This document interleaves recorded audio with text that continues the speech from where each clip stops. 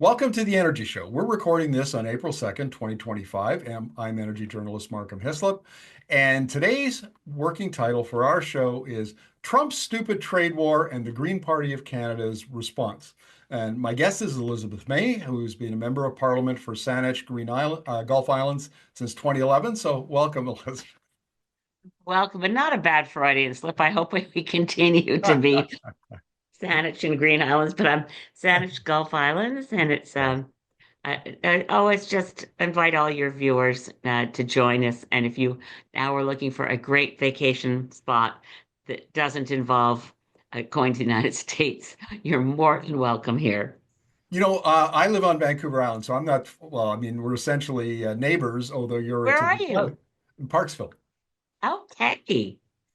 And I have to say, Vancouver Island is one of the most gorgeous places on the planet. It is. Yeah. So anybody who wants to visit, don't come all at once, please. Our highway system is not great, but it really is spectacular. I have Our to. films are good though. Listen, and Markham, yet for those who don't know, where I'm living, I know I'm going to any minute now. I mean, start telling you what's outside my window, but I'll just say, as I'm basically bi-coastal because I'm a former Cape Bretoner, so I love being on islands. So I either Cape Breton Island, Vancouver Island, but as an Easterner, I never realized that you could live in Canada and not own a snow shovel. I feel very guilty about it. I do know I'm Canadian, but every now and then I think, but I look due east out my window here in Sydney at Mount Baker in Washington State.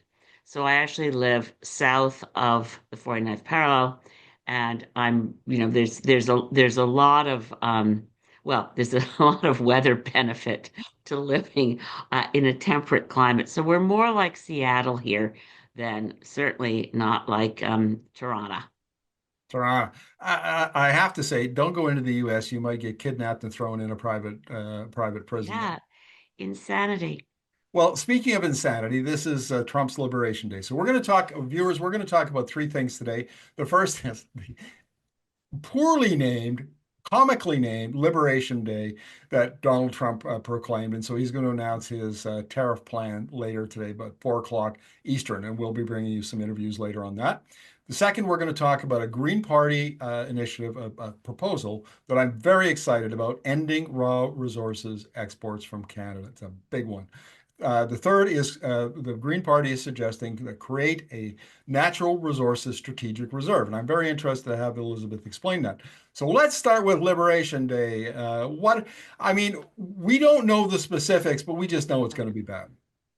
We know that Donald Trump has embraced the economic theory of a mercantile era and that he seems to believe that the best US president was McKinley. He's lost track of the greats, right? FDR or goodness gracious, Ronald Reagan would be really progressive compared to where Trump sits in the world.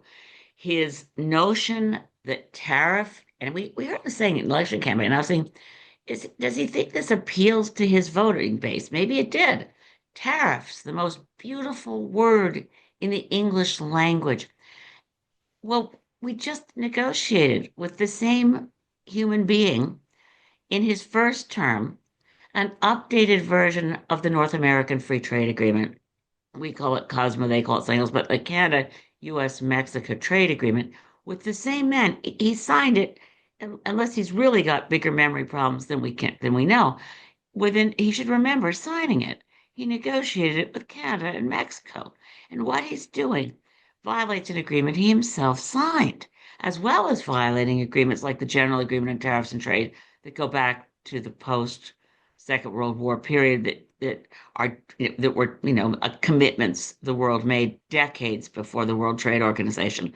So his disrespect for what everyone thought was a new world order of stability, of not having protectionist, irrational measures that spring up. And if they do, there's a dispute resolution system, and there's tons of them. But we will exhaust ourselves as a country chasing dispute resolution systems with someone who has no respect for the rule of law. One of our most popular episodes is actually an interview with American economist Ed Hurst from Houston. And the title of it is something to the effect that is America being run by morons? And I think the answer is affirmative. I think that Trump is dumber than a stump. He may I have. wish, yeah. But anyway, keep going, Mark. I'm sorry. Well, look, I mean, his idea of trade deficits, he doesn't even understand trade deficits. He thinks they're a subsidy. If you're running it, if, Canada's has U.S. has a trade deficit of $63 billion with the U.S., and he thinks that they're subsidizing Canada. And economists all over the world have been trying to correct him, and he's just not for correcting. Yeah, And that kind of stupidity is essentially directing the economic strategy and economic policy of the United States. So I'm just come to the conclusion he's stupid. I, I, I don't know. I think I'd feel less worried if I thought he was stupid. I think he's unbalanced, erratic, and dangerous. And he's certainly, and that sort of crazy like a fox question. What is he up to? Can we ever really understand it? And in some ways, as a Canadian political party leader, I have to say, does it matter? How do we protect ourselves from someone who is either, as you say, maybe he's a moron? I was taken aback when Andrew Coyne, who's someone I really respect in the world of journalism, but anyone would say is pretty temperate, small c conservative, and writing in an establishment paper like the Globe and Mail, and actually wrote, the United States has given the nuclear codes to a madman. That to me is more worrying than how dumb is this guy?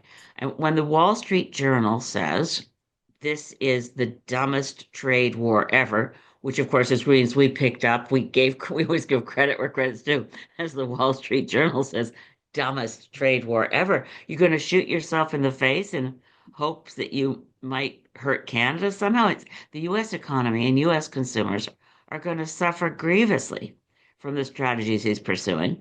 And our job as Canadians is not to psychoanalyze the nut, but to figure out how do we protect ourselves. Okay, that brings me to point number two, and raw resources experts. And we were talking off camera before we started the interview that my background is actually as a historian, and I did a lot of business history back in the day. And of course, I had to read Harold Adams Innes. Now, H.A. Innes may not be a household name anymore, but he was the historian who in the 20s and 30s came up with the idea of the Staples thesis.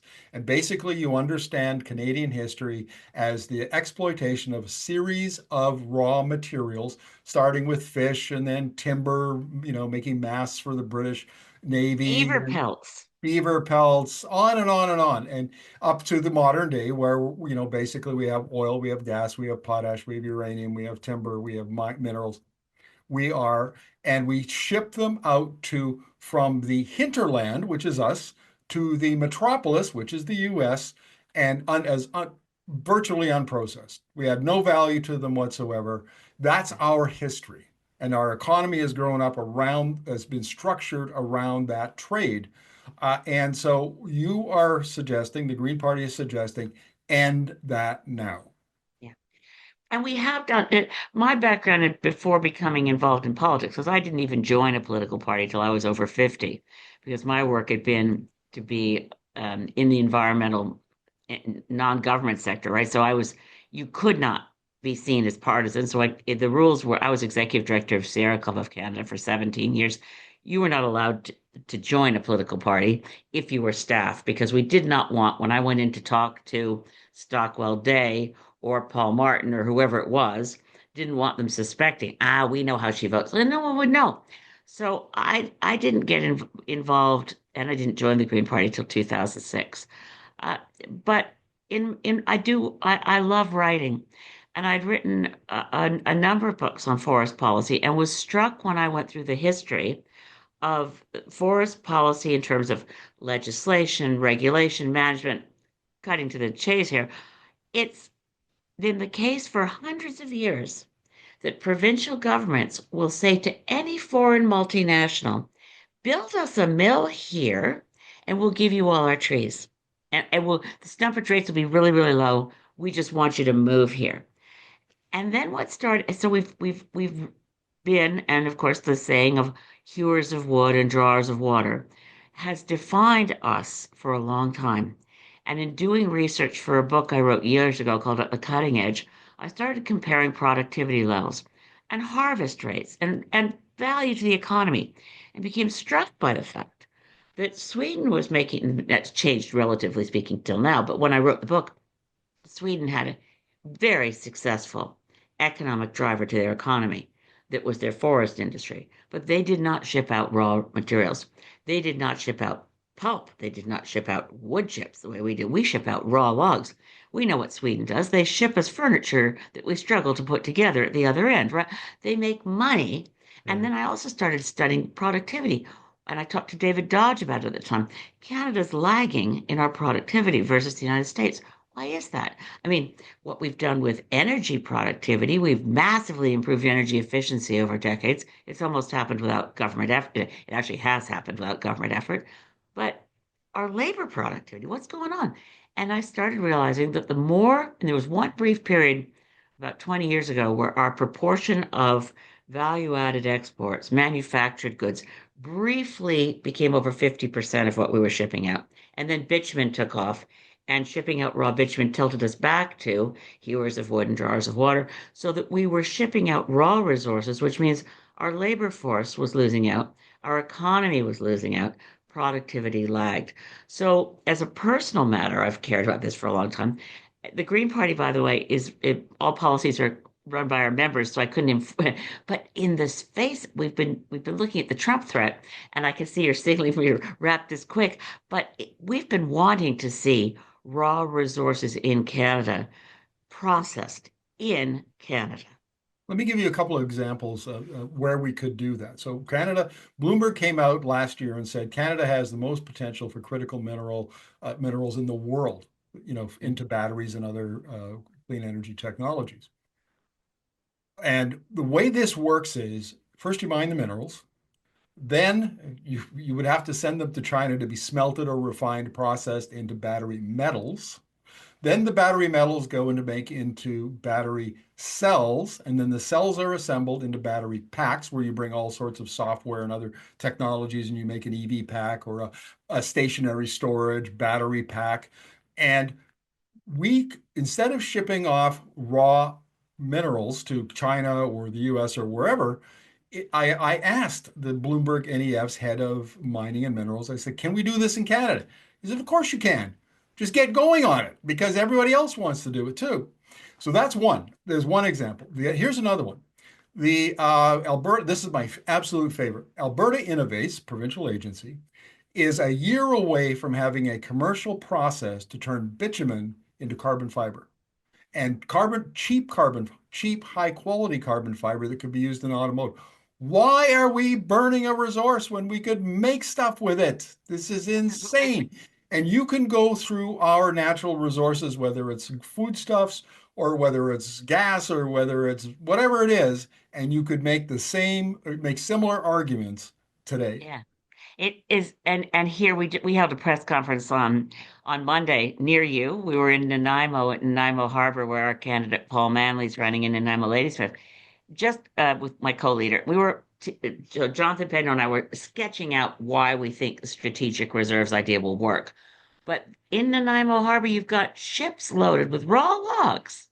I mean, there's mills, like even right behind us in the Nanaimo Harbor is Harmac, can't get feedstock to keep the workers going.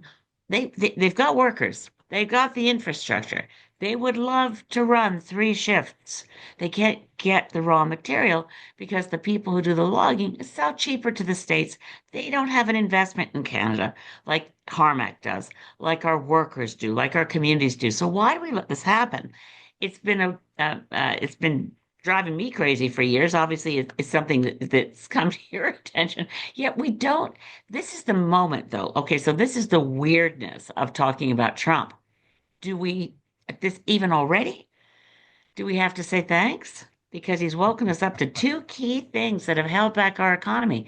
Our interprovincial trade barriers, which, if we got rid of them, which are entirely self-inflicted, would grow our economy by up 200 to 300 billion dollars a year, just getting rid of the stupidity, I will use the word stupidity there, between the way BC, Alberta, Manitoba, Ontario, between the borders in Saskatchewan. Why do we have these they're non-tariff, but they're trade barriers. Why do we have them? And then what could we do to stop ripping and shipping and sending out raw materials before they get processed? One quick thing, Mark, that you might not know is that in the hearings over the Kinder Morgan pipeline, the largest union representing oil sands workers, Unifor, appeared before the National Energy Board to oppose the pipeline, saying that if you ship out raw bitumen, which was the whole purpose of the pipeline, was shipping out raw bitumen, it'll cost jobs. And when the first version of that pipeline was built in the late 1950s, it was to bring Alberta crude to four refineries in the lower mainland of British Columbia. Right. There's now only one refinery left, and Unifor's argument was if you allow this pipeline to go through to ship out raw bitumen, you'll lose that last refinery, jobs will go south. That's exactly what's been happening. And the fact, which is even weirder, that National Energy Board refused to accept Unifor's evidence and expert evidence for economists because they said that the economy and jobs were not in the mandate of their environmental review hearing, so they wouldn't look at the evidence. But we've been saying for years as Greens, why do we ship out raw bitumen? This makes no sense. And carbon fiber, yes, but also feedstock to a petrochemical industry. This stuff is both dangerous for climate change to burn, but too valuable to burn if you look long term. Here's a point for you that is not well recognized in Canada. The petrochemical industry globally, it does not use a lot of oil and is not what little it uses is now shifting to natural gas liquids. We're talking pentane plus, butane, propane, ethane.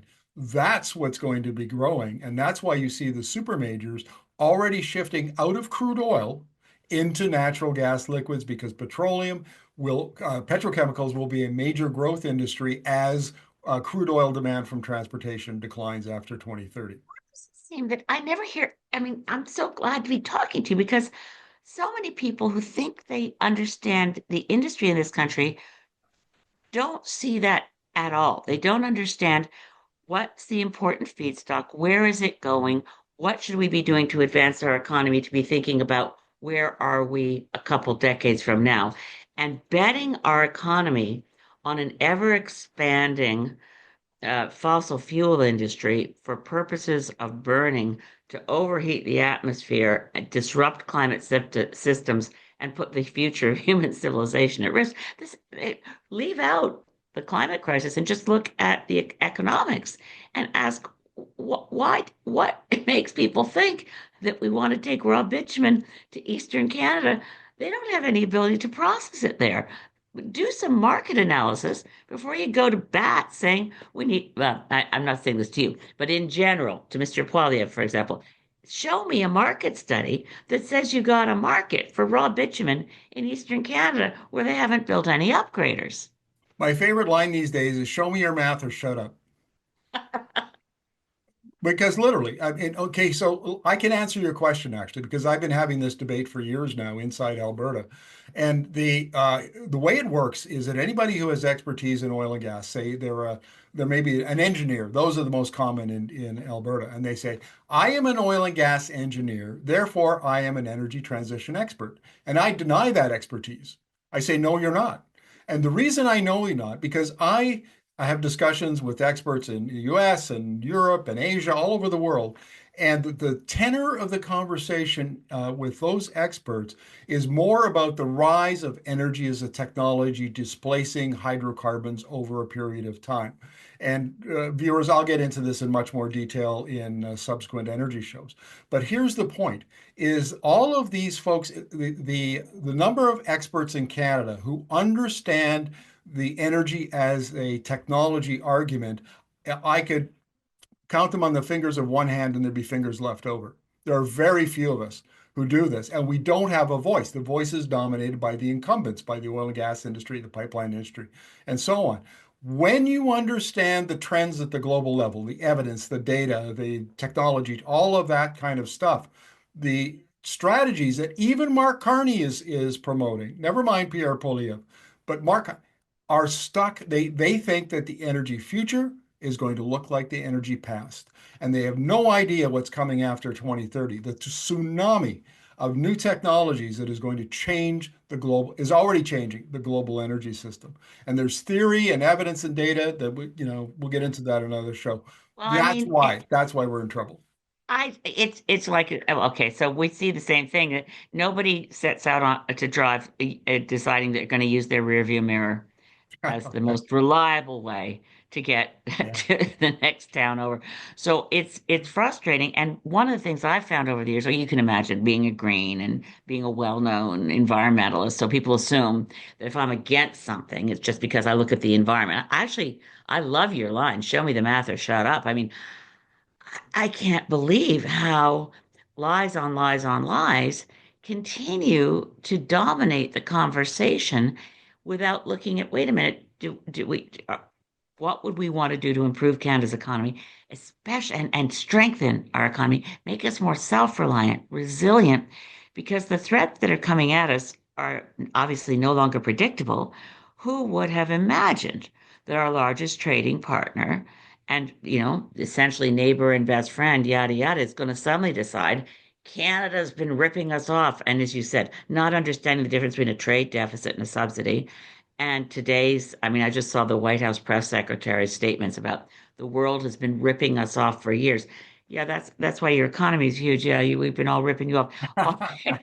We send our raw materials there. They make money off them. It is true that they've, since the efforts of some globalization and trade deals, a lot of us have seen manufacturing shift to countries with lower wages.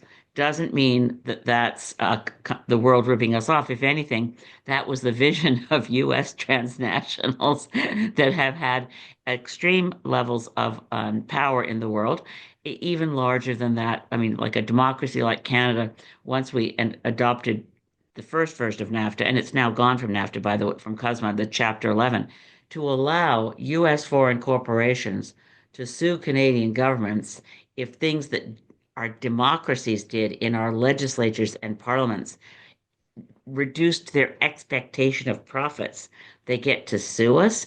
Well, that's the kind of shift to transnational corporate rule that further entrenched we are hewers of wood, drawers of water, and don't get to chart our own economic sovereignty. And that has to change. On the energy side, I don't think it's well understood, and we've dealt with this in past energy shows, the extent to which the energy systems between the two countries, and now we're talking oil, gas, and electricity, are deeply, deeply integrated. And this started back in the 50s and 60s, accelerated in the 70s and 80s. And you take the example of bitumen, which is ultra heavy sour crude that's the grade of it. And it required American refineries to invest tens of billions of dollars to upgrade their kit, install cokers and other reconfigure, so they could run that very inexpensive heavy crude while they took their light sweet crude from the Permian Basin and sold it into Europe at much higher Brent prices. Who got ripped off here? Yeah, and the interesting thing, one of the people who did understand these issues, and God rest his soul, is Peter Lougheed. And his rules for going into Oh, yes. developing bitumen, think like an owner. His vision for developing the oil sands, which was completely abandoned by Ralph Klein, which was let's take some money and piss it all away. Anyway, Peter Lougheed understood what he was doing. In developing an industry like bitumen, think like an owner. Process it here.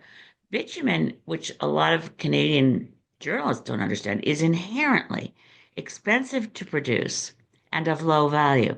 Because when you've scraped it out of the ground and you've done either in situ or tens of, deep, deep pits of extraction, you've you end up with basically a solid. The reason that they add the diluent, which of course is fossil fuel condensates and things like naphthalene and naphtha and even benzene and butane, and they throw it all in, it's just to make, you call it heavy, I call it a solid. I mean, to get it to flow through a pipeline, they dilute it. And then they call it dilbit. And when it gets to its ultimate destination at a refinery that has the capacity to process it, You take the diluent out. It's not a processing process that improves the quality. It's not actually value added. All it is how you get this stuff that's a solid to flow through a pipeline. At the other end, you take the diluent out. Then you've got a very expensive process, which requires, as you say, big investment in being able to turn the solid stuff into synthetic crude so that you then can put it into the refinery. So it's been maddening in face of Trump to hear people say, "Oh, we made a big mistake when we didn't approve the Energy East pipeline." What you think that was going to get Canadian refineries producing bitumen? Because no Canadian refinery east of Alberta has an upgrader. So it would have gotten all the way to St. John, New Brunswick, and the Irving refinery, where it would have bypassed the refinery to be put into tankers to be shipped south to where the Koch brothers put in the money and the investment for the upgraders next to their refineries. So again, Peter Lougheed understood what he was doing, and he also understood that a government, like a provincial government, no one should live off oil rents. So he created the Sovereign Wealth Fund, which a whole bunch of smart guys from Norway came and studied, and then they put it in place in Norway. So the Norwegian economy has benefited tremendously from Peter Lougheed's ideas, and no one has ever benefited from Ralph Klein's ideas. I believe I read the number a few days ago. The Sovereign Wealth Fund in Norway is now up to like $1.7 trillion, and the Alberta Heritage Fund is limping along like 15 billion, 20 billion, something like that. They've been rating it to for their general revenues. The problem here, I'm glad you brought up Peter Lougheed, because here at Energy Media, we espouse Peter Lougheed 2.0.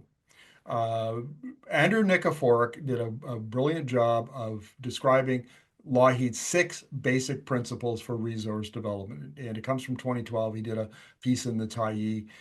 You can Google it if you want. Those six I've almost principles. memorized it. It's one of the best. It's what educated me exactly about what Peter Lougheed had in mind in Exactly. trying to develop something that was so, it was technologically challenging. It was economically challenging. What a lot of Albertans may never have known is how much the federal government subsidized getting it going between, and it Right. was in 19, was it 1996 that uh, Ralph Klein adopted the lowest royalty rates in the world, like way so much lower than Venezuela. And Jean Chrétien obliged by giving massive subsidies through capital cost allowance. So, yes, continue. Andrew Nikiforuk's piece. Sorry, Markham. Well, no, there are six principles, and there are some things in there that are just so smart. Add value. Add value. That's high up on the list. And the one that gets me, and this is the one that often it gets ignored, practice statecraft. And now you're a politician, you have been since 2011, and you understand the importance because you're working in a federal system, and the provinces have a lot of power in the Canadian Confederation. We have powerful provinces and a weak central government. That's just the nature of the beast. And so you have to, if you have an agenda, like Alberta had, and Lougheed, he had to go and he had to build coalitions. He had to build alliances. He had to build relationships that would support him in his negotiations with the federal government and the provinces that didn't agree with him. And then they would come up with compromises and agreements that, that they could live with. And that style, that old style, effective style of statecraft has almost been abandoned. We don't do it anymore. And a lot of it has to do with the provincial governments. I'm looking at you, Danielle Smith, and you, Scott Moe in Saskatchewan. And they've abandoned that.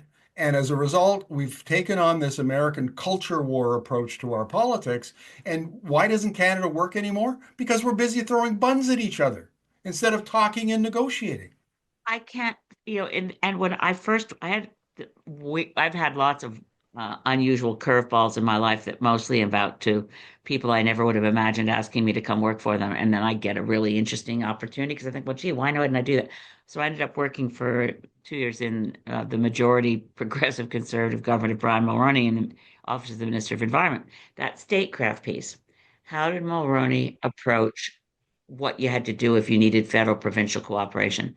He never did what prime ministers have done since, which is let's get all the premiers in the room together and ask them to agree with us, Ottawa. The only thing you'll ever get all the premiers in the room together to agree on is that they hate Ottawa.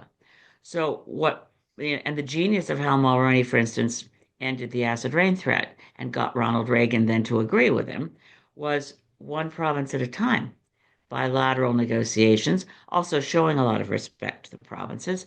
And the negotiations took a long time. But in any case, we haven't done statecraft in a long time. And one of the things that Greens do advocate, and you're very familiar with our platform, but we want to see Canada work better without reopening the Constitution. God help us, we don't want to do that. Yes. But we like to follow what Australia has done. Australia created a Council of Australian Governments, plural, where the state governments and the federal government and local governments with a seat at the table come up with a shared goal in its policy areas. So a national transportation policy or a national housing policy. And then all orders of government, and this is trite but true, there's only one taxpayer. Well, if all orders of government apply their resources to the same goal, gee, you might actually get to your goal. But and the green tweak on Australia is the Council of Canadian Governments would have a seat at the table, obviously, for First Nations, Métis, and Inuit input, as well as because goodness knows the Federation of Canadian Municipalities is a wonderful organization. I think of it as one of our best think tanks because it's truly nonpartisan. But the municipalities of this country, the local governments, get provinces downloading responsibilities on them, but never sending them resources to be able to deliver on those responsibilities. But if we got everybody around the same table and, started thinking like a country, acting like a country, we could fix so many things that have held us back in terms of entrepreneurship, in terms of economic, in terms of wealth, in terms of ensuring every Canadian has a roof over their head. We sabotage ourselves by being unwilling to sit down together and act like a country. I'm going to give you a quote or a paraphrase of a quote from Arnold Toynbee, the British historian of the 20s and 30s. And viewers are probably getting tired of hearing me say this because I say it quite often on this show. But civilizations rise and fall depending upon how the leadership of that civilization respond to existential crises. So if the leadership responds positively, responds well, the civilization rises and grows. If they respond poorly, they fail to respond to the existential crisis, then the civilization declines and eventually falls. And so my question, because you are one of the leaders in Canada, you co-lead a federal political party, you have a seat at the table in Parliament. Is the Canadian leadership at both the federal level and maybe even at the provincial level up to this challenge, up to the challenge of Trump? I hope so. And I'm seeing glimmers of my ability to say yes. 10 years ago, 6 months ago, I don't know. Trump has forced something I didn't think I'd see, which and or inspired something, let's put it that way. The Canadian people, our citizenry, are we all have known it. We've known it in our bones forever that we're lucky to live here. Is there any? Sometimes I say to people who are cranky about whatever the government has just done, and believe me, I get very sick of government broken promises too. I'm not an idiot. I get furious, but I think, is there any other country I'd want to live? No, no.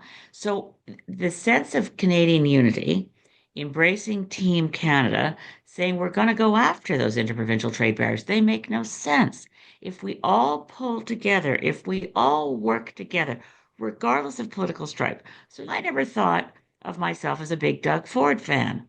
But when he says, yeah, maybe we'll have to put some export taxes on the electricity we're selling you down in the States. Or Now, flip the switch and turn it off? yeah, that's gutsy. And when Trump says there's nothing Canada has that we need, oh, tell that to U.S. farmers when they want to buy their potash. I mean, the farmers in the U.S. for this growing season already bought all their potash months ago. What happens next year if they can't buy potash from Canada? If what happens when they realize that they actually needed our two by fours to build homes in the United States? They buy from us because they need our stuff and they buy at a good price because we've allowed ourselves to be so integrated as economies that we can't negotiate a better price. We are a vassal state and a resource A hinterland. We're a acquire. hinterland. And we can change that now because so this is where I think is the leadership up to it. Now, as you said, as Toynbee said, in a crisis, who steps up? I mean, Franklin Delano Roosevelt stepped up. And he didn't say, we're in a crisis because of fascism in Europe. And of course, the US was really late to that particular awareness. The European countries were already falling like dominoes, and the US still had an isolationist policy. But as Winston Churchill said, the Americans will eventually do the right thing, but only after they've exhausted all the other possibilities. But what it did was when you get a real leader, and I'd say real leader. I don't think I've seen a real leader on the world stage like a Winston Churchill or a Franklin Delano Roosevelt till Volodymyr Zelensky when he said, I don't need a ride, I need ammunition. I think, oh my God, that's someone who hasn't got a bunch of think tank pollsters and he hasn't gone and had that market tested for how it goes over his messaging. He's an actual leader. So, what we need to do right now in Canada is seize the opportunities that are created by an existential threat. And we have several. We're in a polycrisis world.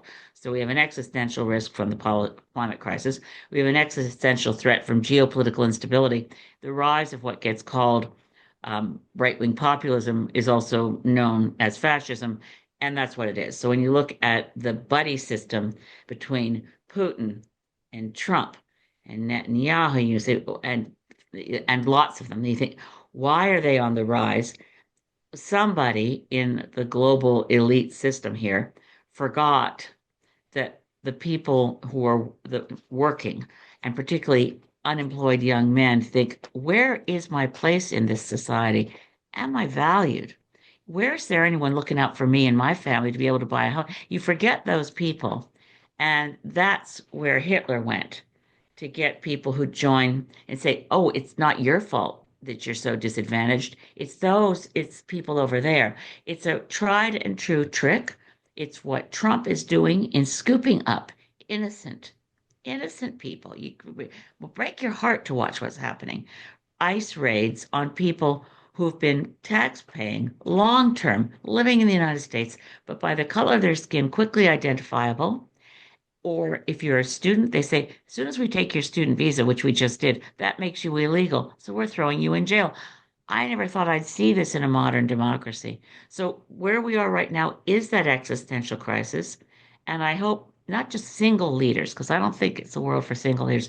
I hope Canada emerges as a global leader, as a nation that says for the rest of the world to our allies, democracies, we have to link arms. Countries that respect the rule of law, abide by protection of human rights, will constantly stand for the things. If we've agreed to something in a treaty, we live up to it. Because otherwise, it's not just the collapse of one empire. The US goes down like the Roman Empire. It's the collapse of human civilization. And we don't ever get to rebuild because we've exhausted all the easy resources. It's not like we're going to land someplace where a bunch of people who suddenly don't have technology and suddenly don't have resource wealth start over again. We have to protect what we've got and we have to move fast. Elizabeth, on that note, let's go on to a very quick description of a natural resources strategic reserve. I'll be honest with you, I didn't understand the concept, so maybe you could just explain it. Thank you. Quickly, um, what we were, working on as a lot of the top green candidates who were in my shadow cabinet with Jonathan Pedneault and me, and we're saying, basically all the other parties are talking about once Trump really hurts our economy, once workers are out of work, once we're dealing with real crisis, basically once we're bleeding, where are the bandages? And we started thinking, what can we get out ahead of this? And I started, and basically it's bizarre. I was actually thinking back to how it was that Bill Morneau bought the Kinder Morgan pipeline for $5.5 billion without ever not or and then spent 34 billion building it. It was never in any budget. It was called a non-budgetary transaction. It was an asset swap. He said, okay, we've got $5.5 billion over here on this side of the ledger as an asset in money. We're going to have 5.5 billion over here as an asset called a pipeline. I started thinking, right now, the only product in Canada that's protected in a strategic reserve is maple syrup. The government of Quebec created a crown corporation to hold maple syrup to make sure the price didn't fluctuate too much. What if we got out ahead of US tariffs?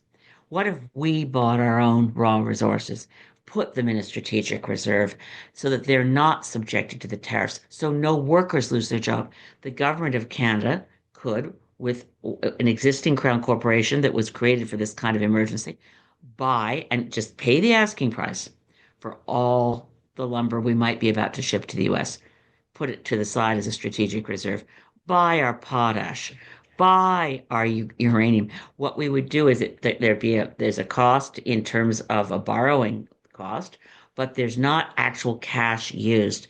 So when you look at our raw resources, we've been talking about them, forest products, bitumen, you start looking at what we could put in a strategic reserve in terms of potash. It's going to be hugely valuable. And we don't just have to do it with asset swaps. We want to have an issuance of Canadian bonds.